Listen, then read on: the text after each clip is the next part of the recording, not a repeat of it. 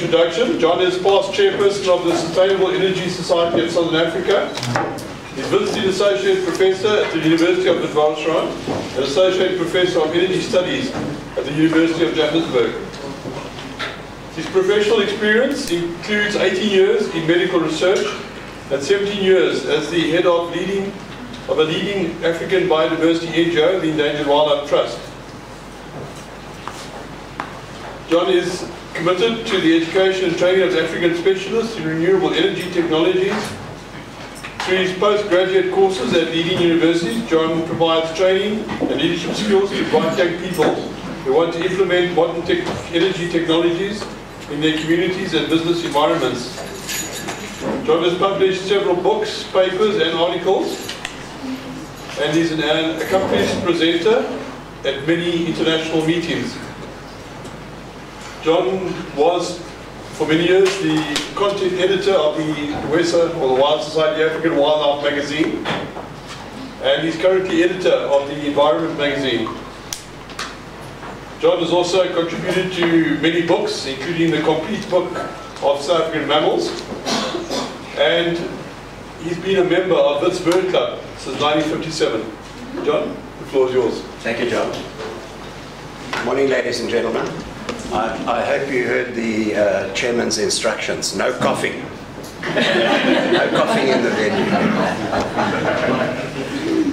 I first went to Namibia in 1972, which is 41 years ago.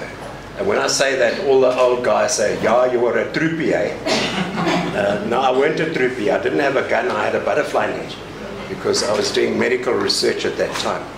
There's a drought on in Namibia at the moment. You've probably read about it. People are having to get food aid. But in December 1972, there was also a drought on. I was up on the border with Angola. We were chasing some bugs that transmit human diseases. And I've never been so hot in my life. It was unbelievable. I stayed in a makuku. It was a tin hut which belonged to the health department. We used to cross over to the Portuguese side at night and drink kuka beer with the Portuguese soldiers. SWAPO had just attacked the Oshikango police station. But people were quite relaxed, you know, they didn't know, fortunately they didn't know what would unfold in another 20 years of civil war and the number of young men that were killed in Angola and so on. But in those days it was quite relaxed. There were lots of foreigners up there, do-gooders, and I met some Anglican missionaries. And they invited me to Sunday lunch. And there I found myself in December 1972. The temperature must have been about 43 degrees. We sat down to lunch with these English people. We had roast beef and Yorkshire pudding, finished off with green jelly and custard. So that is one of the kind of contrasts that one finds in this amazing country. And it was my privilege later to get involved with a project up there with the Endangered Wildlife Trust. And okay, something is not. Hey, when in doubt, switch it on. Now, the northwest part of Namibia is one of the harshest wildernesses in the world. It has a very sparse population. People live under very tough conditions. They nomadic cattle ranchers, usually very little crop growing. But over a period of more than 30 years, a number of dedicated people have been engaged in conservation in this area. And the result, after 30 years, is arguably one of the most successful conservation projects on the African continent. And you know, behind a lot of these things, you often find a pivotal individual. And in this case, we're talking about Owen Smith, an individual who has devoted his whole life to conservation in this area. And when he talks about the arid Eden in his book, he's talking about an area in Namibia which once had the biggest game reserve in the world. This was deproclaimed as a result of the Odendaal Commission in order to implement the ideology of the South African government, who was mandated to look after Southwest Africa at the time by the League of Nations, because of course the Germans had to give up German Southwest Africa. And they pursued the idea that every group should have its homeland. And so this huge area was proclaimed to make ethnic homelands for the Damaras and the Hereros and the Imbas. But what it did was, it left a large number of animals outside any protected area, and there was wholesale slaughter there. The slaughter was done by the Defence Force, by poachers, and even by the locals themselves, who'd been given 303 rifles and ammunition to defend themselves against SWAPO. And all their animals died during the drought, and so they had to find some means of survival. This is the book. If you haven't got it or read it, I can strongly recommend it. It is autobiographical. It's Garth's story. As a young man who grew up in KZN, he was one of the first environmental educators. I think he worked for WESA in the early days when there was a college training black conservationists in KZN. Truly a pioneer of this area. He first went to the coca veld in 1966. He was very impressed with the place, but then found himself in Rhodesia managing Liebig's ranch, and he got involved there, of course, in the freedom struggle in Zimbabwe, and his neighbors on the farm up there were attacked and so on.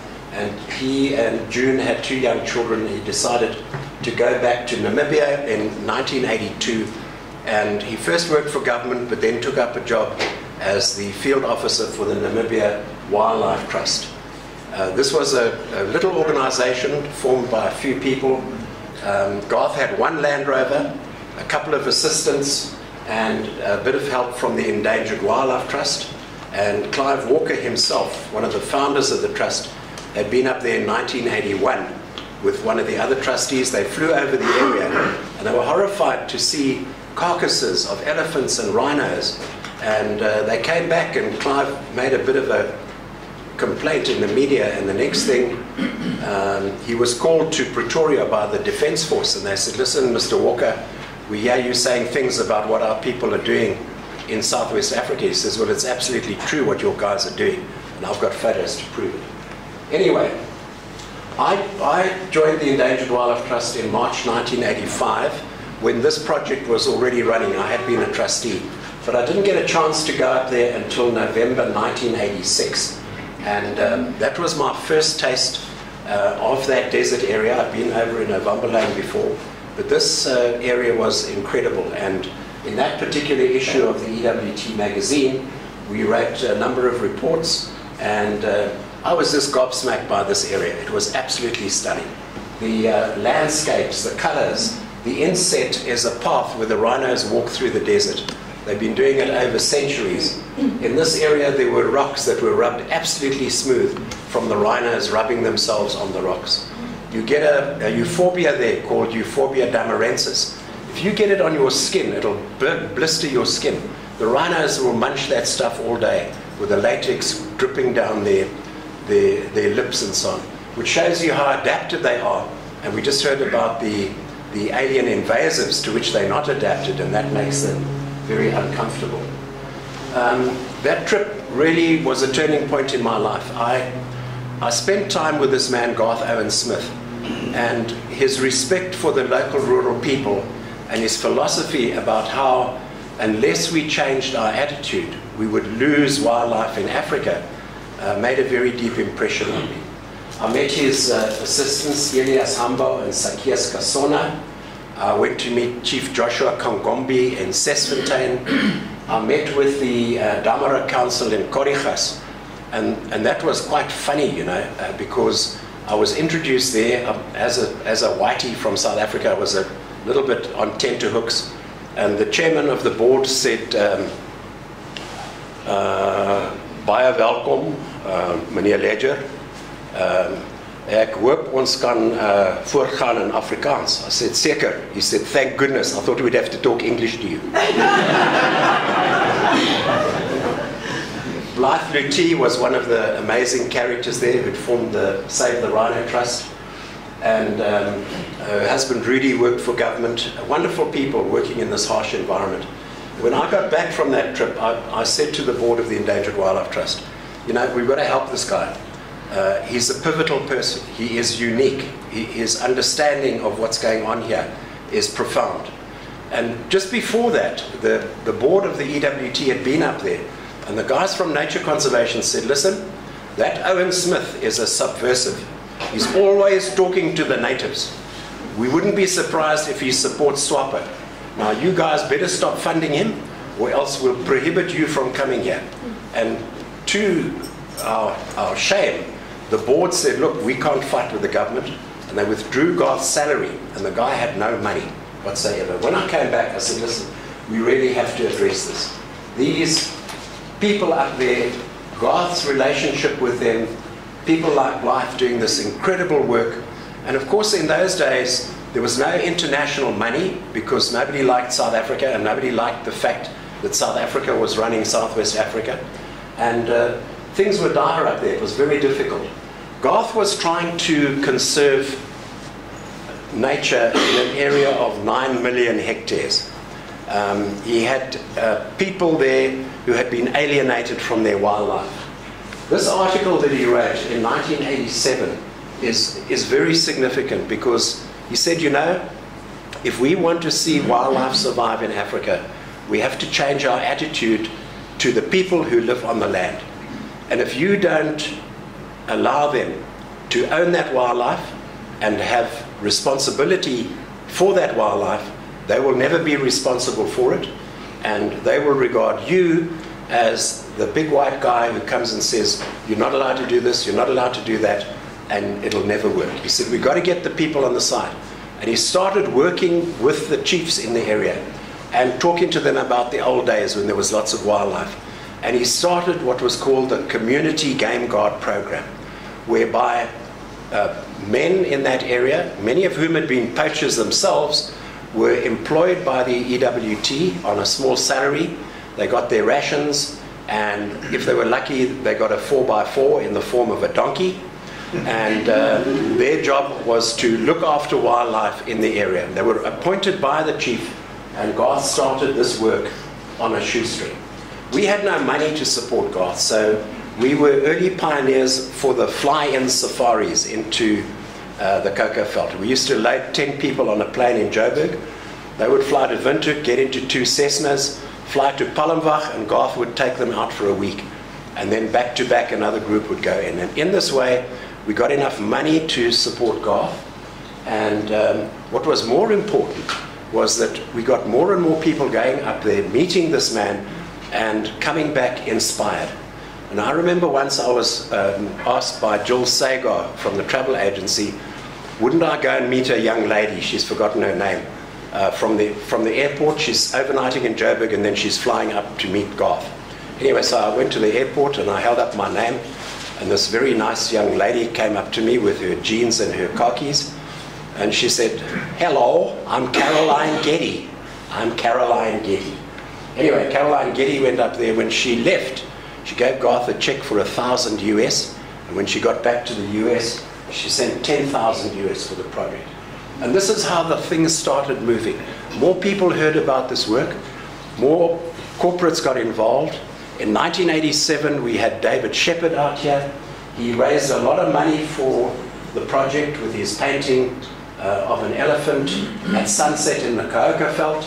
Rossi Uranium, the big bad guys from industry, they came on board and sponsored the Community Game Guard and also the 4x4s. And the nice thing about those 4x4s is if you're in trouble, you can actually eat them, which quite a few donkeys did. I remember we went up to Sesfontein once and Garth was saying, this guy's name is Naftali. He said, daai ander man se donkie, waar is sy donkie? Nee, ek weet nie, meneer Garth, ek weet nie. Maar dit was 'n baie stout donkie daai een. Then the project started getting increasing recognition, and as Namibia moved towards independence in 1990, so the big boys started coming in. These guys are from WWF, that's Tom McShane and John Nash, I think, and they were in Caprivi because the project had now spread to Caprivi. And the critical thing was the EWT was able to support that project for the crucial 5 years up to independence and the crucial 5 years afterwards, until the big donors from USAID and WWF came in, and they literally put millions into this project, and it took off. Now, there was an interesting story. Garth and Margie were, I must just introduce Margaret Jacobson. She's Garth's partner. She's an anthropologist. She did a doctorate on the Himbas, and she lived in a Himba village as the daughter of the chief for more than a year doing her fieldwork. So a wonderful, knowledgeable person. But they were given a Land Rover by the British High Commissioner. And he said, well, I can't give it to you. I've got to give it to an organization.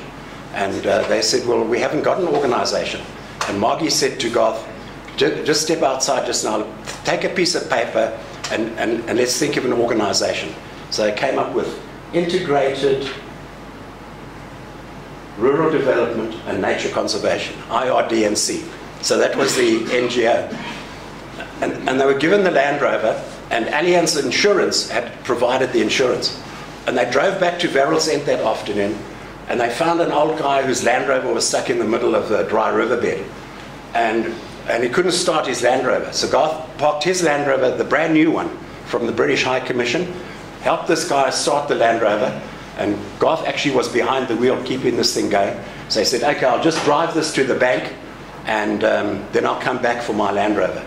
They got to the bank, and under blue skies, that river came down and washed the brand new Land Rover down the river. And Garth said the next day he had to phone Allianz Insurance and said, did you really insure it? And they said, yeah, we're good as our word, so I'm afraid I've got a claim. Anyway, now with the new Namibian government coming in, and with the track record that Garth and IRDNC and Margie had, that local communities could be trusted to look after their wildlife, and in fact should be trusted. To its credit, the new government of Namibia started implementing the Conservancy System in rural areas in communal land where it had never been applied before. On white-owned farmland in Namibia, the same Conservancy laws applied as here, where a landowner or neighboring landowners could register a conservancy and get legal ownership over the wildlife. This now started happening in Namibia. There are no fences up there. So people had to agree that Chief Kangombi's land stops where that stone is, and the other chief's land stops after that. And they agreed on all this, and they started putting up these conservancies in Namibia. And it gave expression to Garth's philosophy about giving ownership and responsibility for wildlife to the people that actually live on the land. And the results have been astonishing. The wildlife in Namibia has increased incredibly. If you look in Garth's book, the story of the increase in wildlife is nothing short of phenomenal.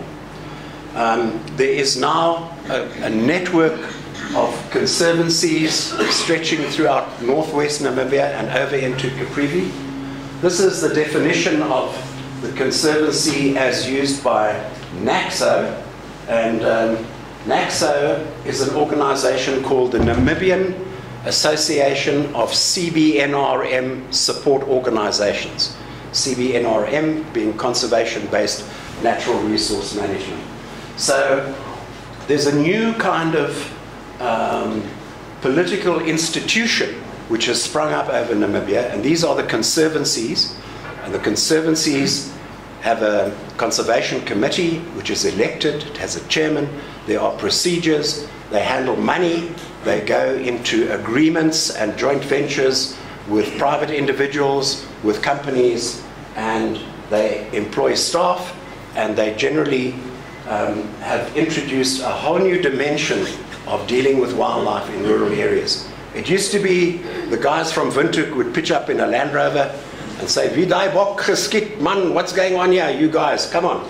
Now they've got joint committees with the Ministry of the Environment.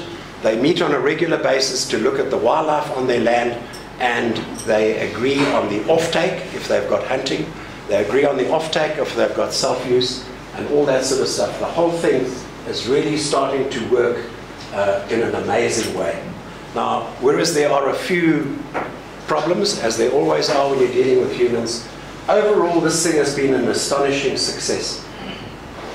From about 1994-95, when these conservancies started coming in, nearly 150,000 square kilometers of land, which is 18% of Namibia's land area, is now in the control of registered conservancies. 2011 is the last figure available from the NACSO report there, but I've just been up there, and by 2013 there were 81 registered conservancies, and this is quite astonishing. This is the growth in conservancies starting in 1998 when the thing took off to 2011, and you can see 150,000 square kilometers with 250,000 people living in these conservancies. Of course, they carry on with their livestock farming, but they also have wildlife on their land, and the wildlife brings in money. And that is the critical component of all this. These are the benefits from the overall CBNRM program, which by 2011 had grown from nothing in 98-99 to 50 million Namibian dollars by 2011.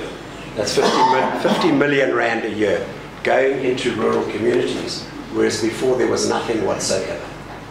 Okay, in June I had a chance to go up there. I hadn't been there since the early 80s, in fact, because when we stopped working in Namibia, we went over to Mozambique to work with Paul Dutton on Bazaruta Island and to implement some of these community game guard kind of ideas.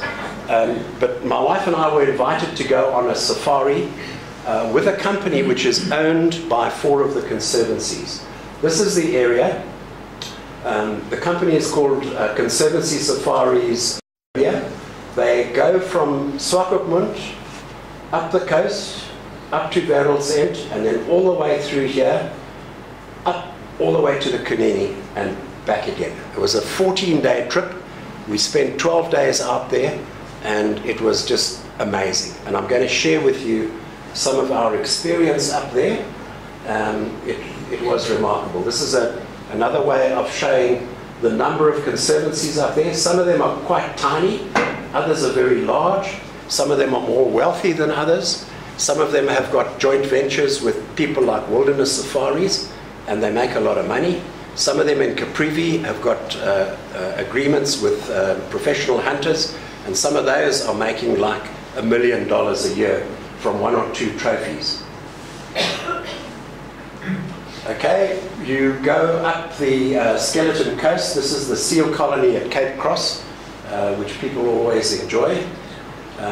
This is having lunch in the Skeleton Coast Park on our way up there. Conservancy Safaris has been initiated and funded by a Scandinavian donor. They've got very nice equipment. They've got new Land Rovers and luxury camping equipment. And what you have is you've got a ground team that breaks up the camp after you've left in the morning, and they shoot ahead and set up the camp by the time you get to your destination the next day. This is the area around Wêreldsend, which is where I first went in 1986. It's an astonishing landscape, very dry, but with quite a lot of vegetation in the riverbeds and amazing wildlife. I mean, that's a mountain zebra. I only noticed afterwards that he had half an ear missing, and probably bitten off by another mountain zebra doing that kind of male puff adder thing. Eh? This is near the Rhino camp, which is run by Wilderness Safaris. There were lions in this area as well. And what is fascinating now is the blend of wildlife technology. We talked about radio transmitters and implants and that sort of stuff. Today, there are lions in the area, there are livestock farmers in the area, but through a blend of conservation, research and technology, the situation can be managed. The livestock owners obviously don't want their cows to be eaten by the lions, but they also acknowledge that for the tourists coming to the area, it's nice for them to see lions. So Flip Stander, who's been a lion researcher up there for many years, you now go to Verrel's End and there's a control center. Solar powered. I was amazed. There's actually a call box. You can phone anywhere in the world. It's a solar powered call box with a satellite link. But anyway, they sit there at Verrel's End. They've got the lions collared in the different prides, and then they phone. Jannie Rein is a farmer up there. Jannie, die leeu's kom na jou toe, jong. Jy moet die beeste inhou.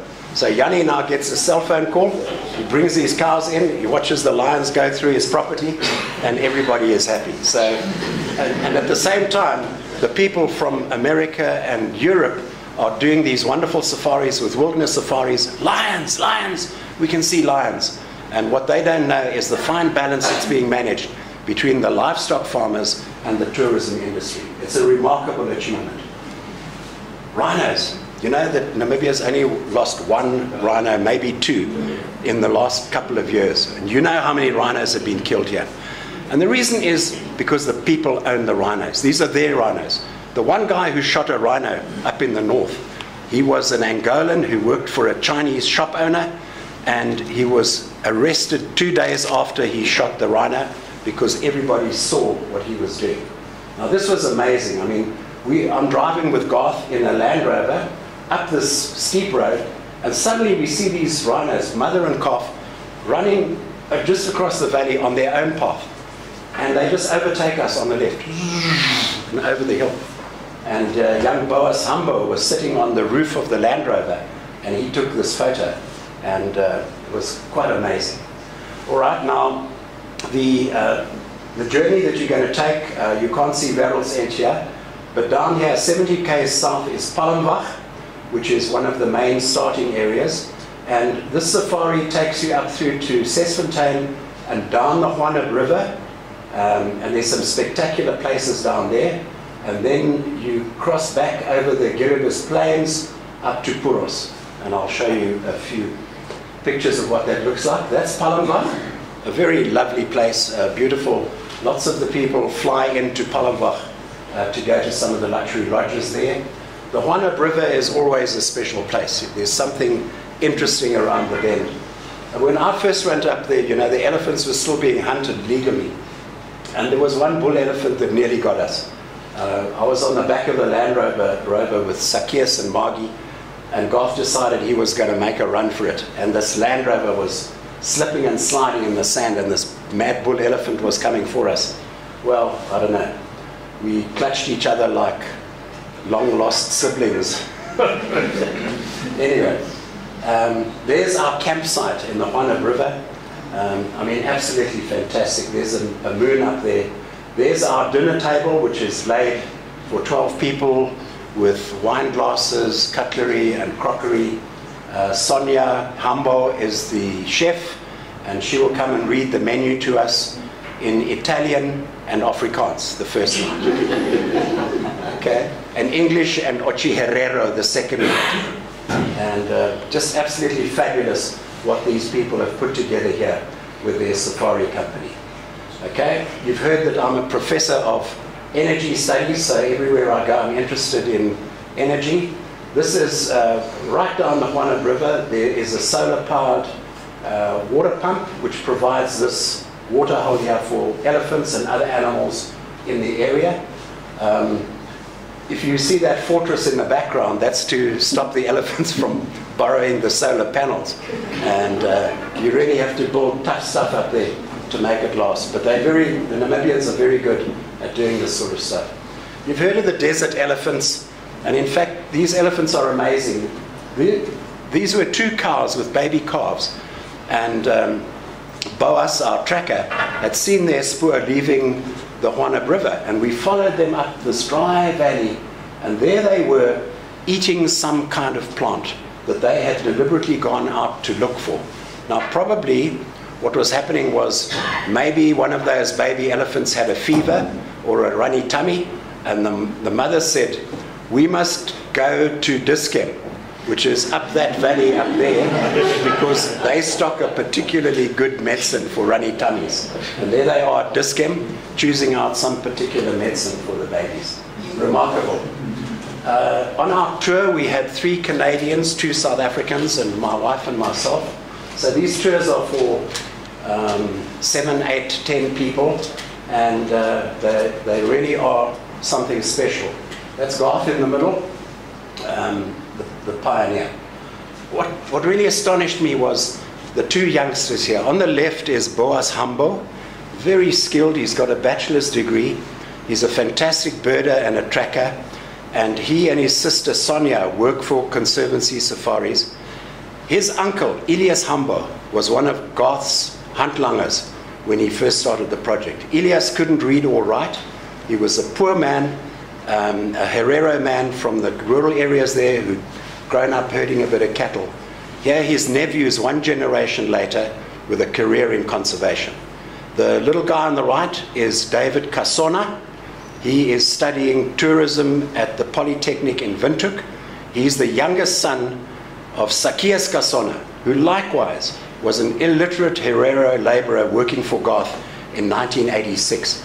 And his elder brother John, who's also got a degree, is now running the IRDNC, from which Garth and Margie have retired. So in 1 generation, these youngsters have got careers in conservation.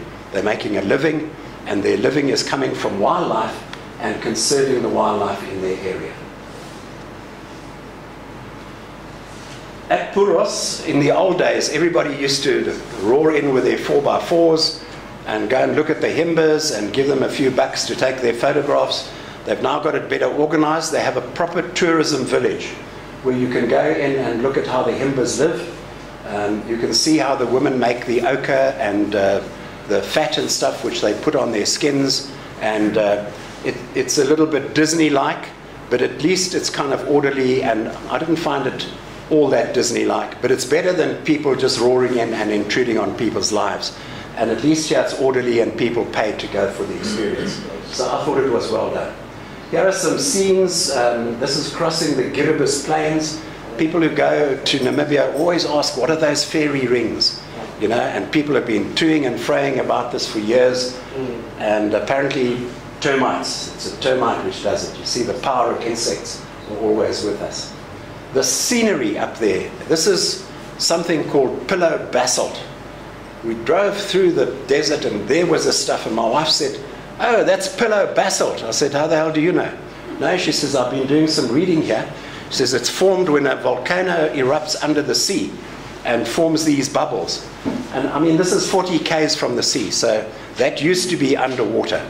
So the geology of this area, the wildlife of this area is absolutely astonishing. So we're up here, we've gone from Puros, those pillar basalts were up here somewhere. We then head off on that road, and you know, we sleep out a couple of nights, get to Orapembe, turn left there.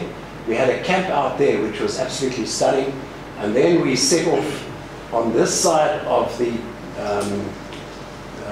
Hartmann Mountains, which you will see I think in the next slide, because we're on our way to the Kunene, and Garth he's pushing us because we've got to get to the Kunene.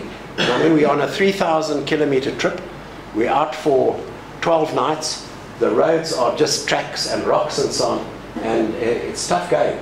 So eventually we popped out into the Marianfluss, and there we were on the banks of the mighty Kunene River. Absolutely fantastic, with the Baines Mountains very high up in the north. Really rugged country. This looks like a tranquil place to go and have a dip, but a couple of months before we were there, 2 brothers were sitting by the bank of the river, and one of them just disappeared. And it was a passing croc who took him, although there were rumors that the brother had his eye on the other brother's wife. So it'll remain the subject of a Dion Meyer novel.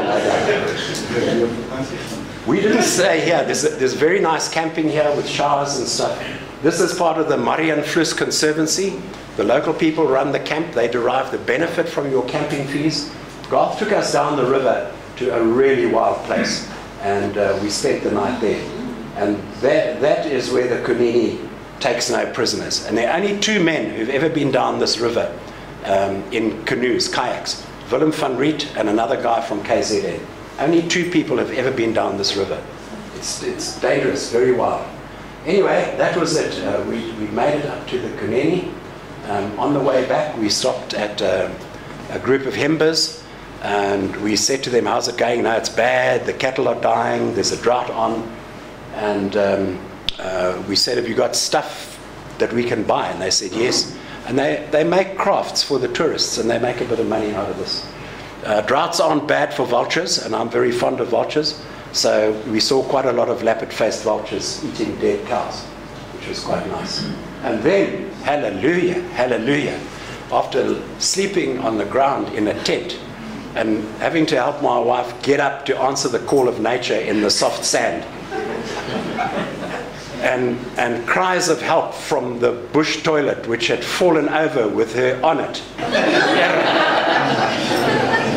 to get to Etambura Lodge, and to walk into the back of that chalet, and to see a flush toilet and a shower and 2 beautiful beds with linen, and to sit out on that stoep there. This was absolute heaven. And we're looking over a fantastic plain where the Totnar Hotnots murdered the Himbas many years ago in a clash, and nobody goes there, so it's full of, and nobody hunts there. So it's absolute, this is heaven.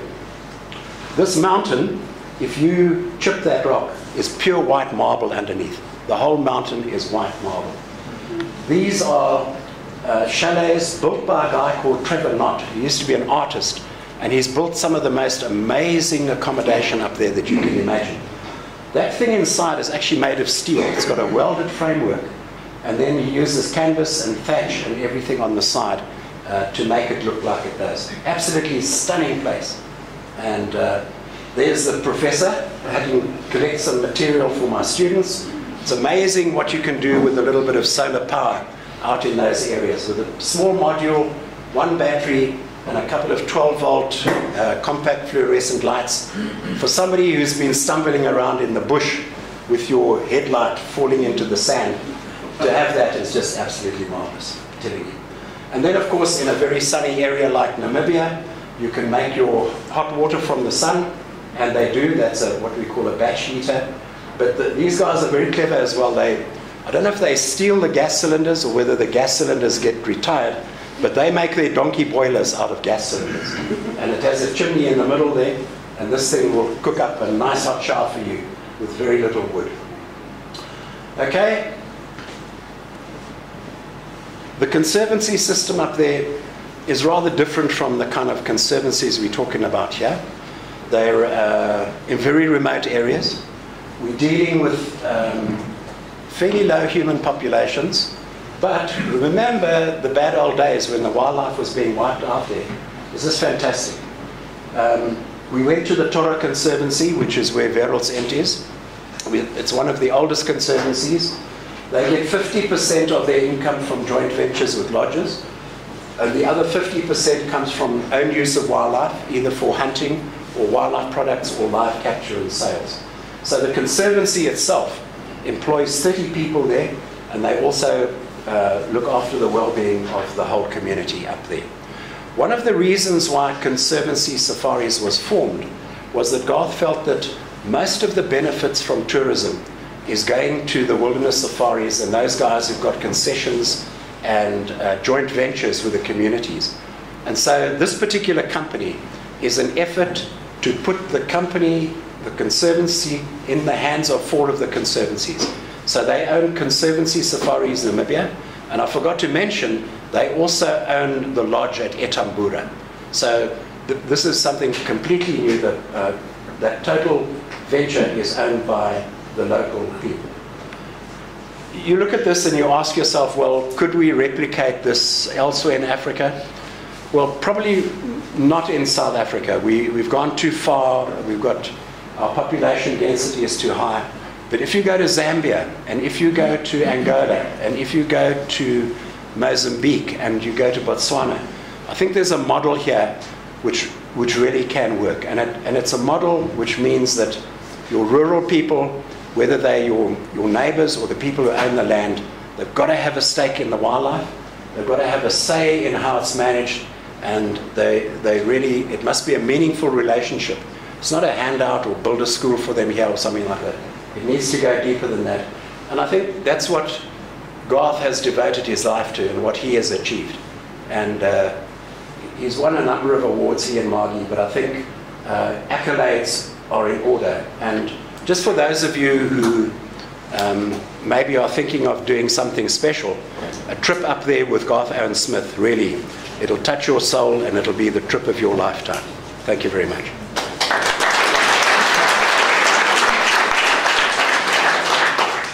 Thank you, John. And I'd like to ask Andrew to come and officially thank you on behalf of everyone.